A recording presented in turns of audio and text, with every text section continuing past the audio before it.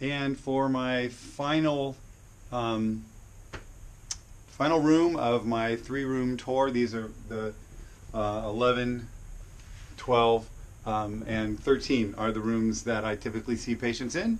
And I've made a video for 11, I made a video for 12, and I'm going to make a video for 13. This one's going to be long, I think. So, settle in or watch it in parts or whatever. So, room 13.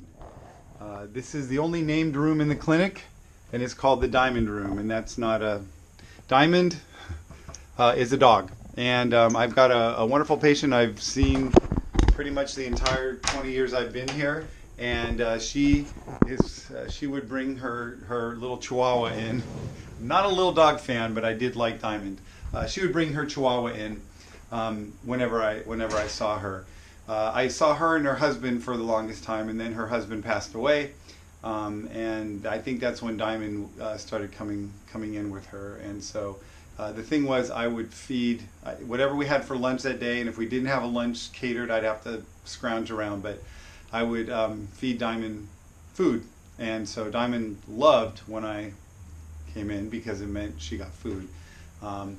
Shortly after this patient's husband passed away, not shortly after, but I think within a year, Diamond passed away too. So just like two very, very tough losses in their life. And so what we did is we renamed this room Diamond in honor of Diamond the dog. So that's that. Like I said before, when I was kind of putting rooms together, I just kind of clumped stuff. And so this is kind of the sports and activity room, which just kind of makes sense because this is more of the procedure room. This is the bigger room. This is where we do more procedure stuff. So we got more tools and needles and blades and all the other stuff. So I will take you on a tour. This was a Christmas gift. These two pictures were a Christmas gift from the staff at one of our staff Christmas parties or holiday parties. So they went in here, protective gear for doing the surgeries. More drawings that were done for me. It's really cool. People bring me drawings. So there they are. It really helps to have posters. I'm kind of a big fan of demonstration. And so trying to explain to someone why their shoulder's hurting, why their knee hurts, why their back hurts, I find it's just very helpful to have posters. And equally helpful is having a skeleton. My patients love when they're waiting for me to, stick the finger in the nose or do funny positions. And over time, these very thin little wire attachments will break. So the right arm got posed one too many times and broke off. I think it's here in the closet. And then the left leg got broken as well. So that's why it's only a partial skeleton. I guess speaking of closet, I have a few more. There are more little musculoskeletal things in this room. This is my nice, you can see, little back that comes apart, shows all the various layers of muscles in the back. I actually find that to be very helpful.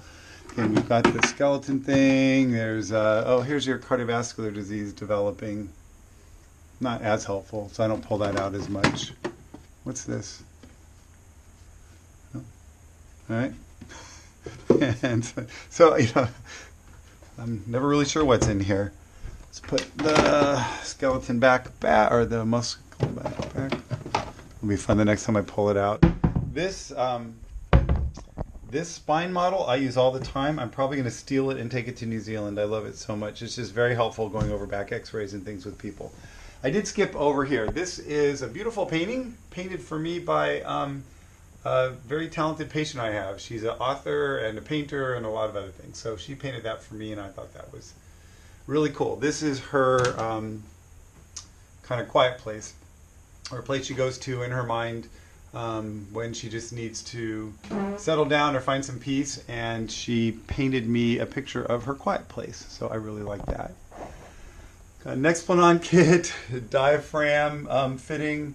Not a lot of people wear diaphragms anymore, women, so we don't do a lot of diaphragm fitting.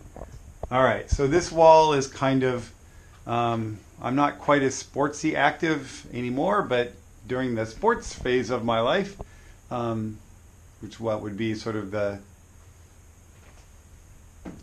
90s to 2000 to 2010. Anyways, this is where I put my, when I do a race or something, they have a nice enough poster, I put it here. This was this year, though. This was earlier this year, the Ironman New Zealand. So that certainly took a lot of work. This is a nice little banner that had all the entrance names. Now, a lot of these people didn't make the swim or other stuff. But there I am, Scott Schieber, with my little weird highlighting there I taped on top.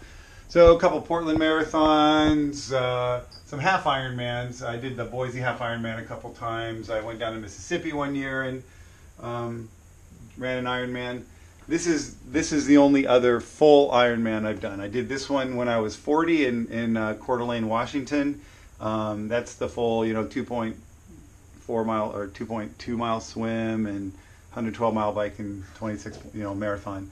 So I did a full Ironman in 2007 when I was 40, and I did a full Ironman in 2017 when I was 50, and I don't know if I'll do one in 2027 when I'm 60. We'll see. LA Marathon, LA Triathlon, which is fun. You swim off of Venice Beach there.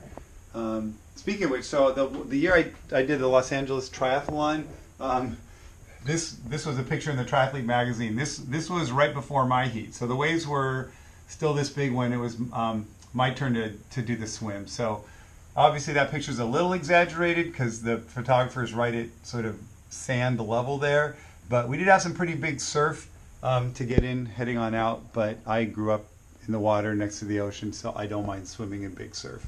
Although you don't actually, you swim out beyond the waves to do the triathlon swim.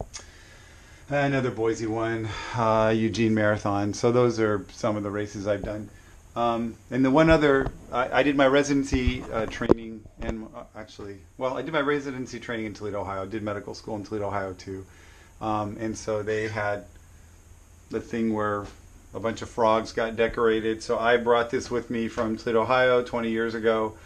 This is a good one when kids get bored, they can pick their favorite frog. So it's good that it can take up a lot of time when people, wait for me.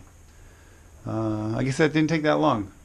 So that is that's room 13, and that's the last of my normal exam rooms. So next time you're in one of the exam rooms, if you see this before I leave and you're a patient here, now you'll know a little bit more about the history of each room.